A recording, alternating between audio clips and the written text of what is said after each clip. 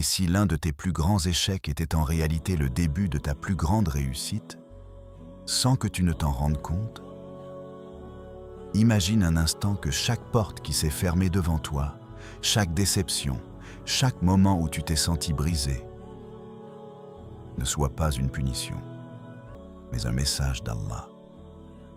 Un message qui te pousse vers quelque chose de meilleur. Beaucoup de personnes voient l'échec comme une fin.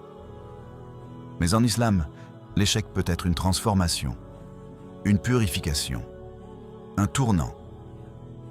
Alors la vraie question est la suivante. Et si tes échecs étaient exactement ce dont tu avais besoin pour réussir, non seulement dans cette vie, mais aussi dans l'au-delà? Dans la vie, tout le monde traverse des moments difficiles. Une opportunité qui disparaît, un projet qui échoue, une relation qui se brise. Parfois, ces moments nous donnent l'impression que tout s'écroule. Pourtant, l'islam nous enseigne une vérité puissante. Rien n'arrive sans sagesse divine. Allah dit dans le Coran que peut-être détestez-vous une chose alors qu'elle est un bien pour vous. Et peut-être aimez-vous une chose alors qu'elle est un mal pour vous. Allah sait, tandis que vous ne savez pas.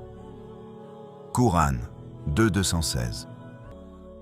Cette parole change complètement la façon de voir nos échecs. Ce que nous appelons un échec pourrait être une protection. Ce que nous appelons une perte pourrait être une direction. Regarde l'histoire des prophètes. Aucun d'entre eux n'a eu une vie facile. Et pourtant, ce sont les plus grands modèles de réussite. Prophète Muhammad a été rejeté par son propre peuple, insulté, persécuté, expulsé de sa ville natale. Humainement, beaucoup auraient appelé cela un échec. Mais ces épreuves ont préparé le terrain pour l'un des plus grands tournants de l'histoire. L'hégire vers Médine, un moment qui a transformé une petite communauté persécutée en une civilisation florissante. Hijra. Chaque difficulté a renforcé sa foi, sa patience et sa confiance en Allah. Et c'est exactement la clé. En islam, l'échec n'est jamais défini par le résultat immédiat, mais par l'état du cœur. Le prophète a enseigné que la situation du croyant est étonnante. Tout est un bien pour lui. S'il reçoit une bénédiction, il remercie Allah et c'est un bien pour lui. S'il est touché par une difficulté, il patiente et c'est aussi un bien pour lui. Sahih Muslim. Cela signifie que l'échec n'est pas la chute. L'échec réel serait de perdre l'espoir en Allah, car la foi transforme la manière dont nous interprétons la vie. Sans foi, l'échec est une impasse. Avec la foi, il devient un passage. Pense à ces moments où quelque chose n'a pas fonctionné dans ta vie. Peut-être un travail que tu n'as pas obtenu. Peut-être un projet qui n'a jamais abouti. Peut-être une période où tu t'es senti perdu. Sur le moment, tout semble sombre. Mais souvent, c'est précisément dans ces moments que l'on se rapproche le plus d'Allah. La prière devient plus sincère. Les invocations deviennent plus profondes. Le cœur devient plus humble. Et c'est là que se produit la transformation. Parce qu'Allah ne regarde pas seulement ce que tu accomplis extérieurement. Il regarde ce que ton cœur devient à travers l'épreuve. L'histoire de prophète Youssouf en est un exemple bouleversant.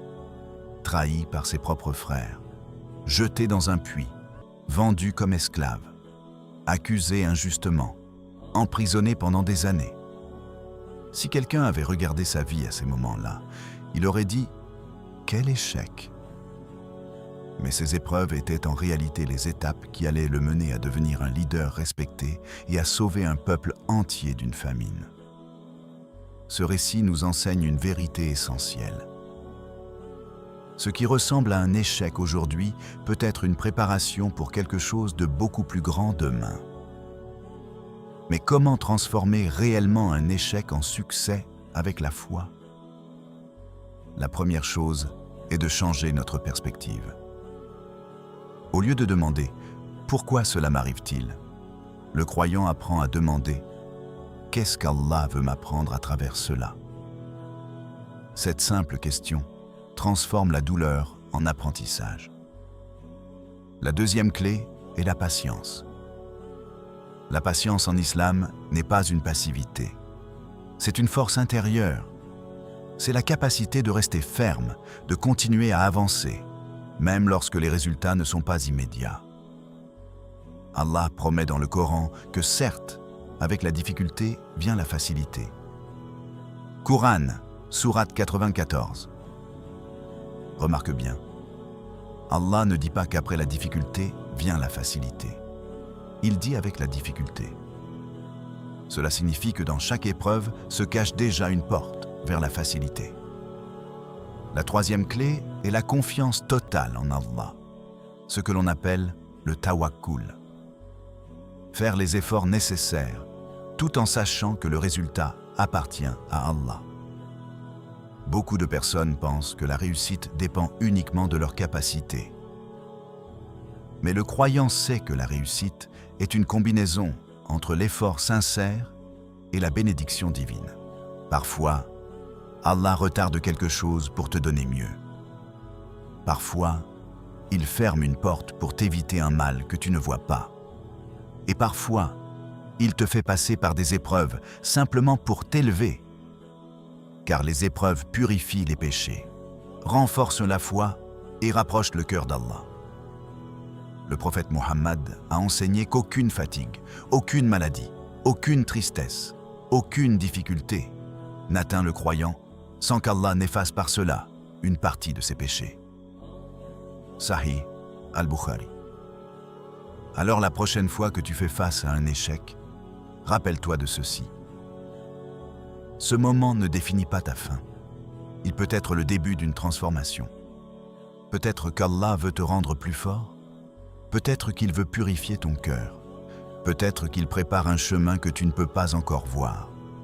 Les plus grandes réussites commencent souvent par les plus grandes épreuves. Et dans la vision islamique, la vraie réussite n'est pas seulement dans l'argent, la reconnaissance ou le succès matériel. La vraie réussite est de quitter ce monde avec un cœur proche d'Allah et d'entrer au paradis. Alors, si aujourd'hui tu te sens brisé par un échec, ne vois pas cela comme une fin. Vois-le comme une invitation. Une invitation à te rapprocher d'Allah, à renforcer ta foi et à reconstruire avec une intention plus pure. Et maintenant, j'aimerais te poser une question sincère. Quelle épreuve dans ta vie t'a finalement rendu plus fort? Partage ton expérience dans les commentaires, car ton histoire pourrait inspirer quelqu'un qui traverse une période difficile en ce moment. Si ce message t'a touché, prends une seconde pour aimer la vidéo afin que plus de personnes puissent en bénéficier. Et si tu veux continuer à recevoir des rappels puissants qui renforcent la foi et transforment la façon de voir la vie, abonne-toi à la chaîne et rejoins cette communauté qui cherche à se rapprocher d'Allah, un rappel à la foi.